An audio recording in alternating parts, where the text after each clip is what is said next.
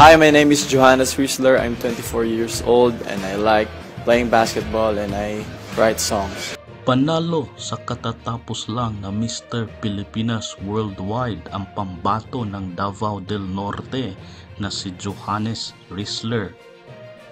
Matatandaang si Johannes ang pambato ng bansang Germany sa Gentleman of the Philippines pageant noong 2016. Si Johannes ay isang actor, model at singer. Ipinanganak siya sa Panabo City, Davao del Norte. Sumali na rin siya sa Model Supremacy 2017, ngunit mas nakilala siya noong siya ay naging finalist ng Bidaman 2019, a search for the next leading man and a segment of the ABS-CBN non-time show It's Showtime. Lumabas na rin si Johannes sa BL series na Ben X Gym.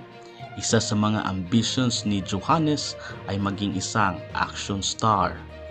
What inspires you to write and sing your music?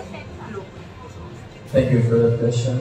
What inspires me to write music is my own experience in life, mentally, physically, and emotionally. Because as men, we have these struggles in our lives that we keep within ourselves, and through music, I want to help other people by listening to my music, just to stay relaxed and enjoy life as it is. That's it. And as long as you know your purpose in life, then you're good. Stay hayahay and stay relaxed. Thank you.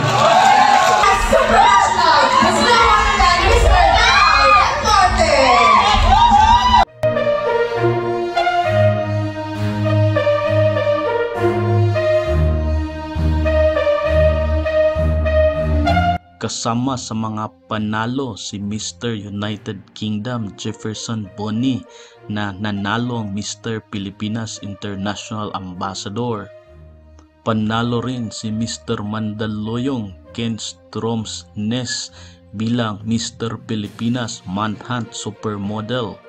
Si Mr. Cebu City naman na si John Tanting ay panalong Mr. Pilipinas Global.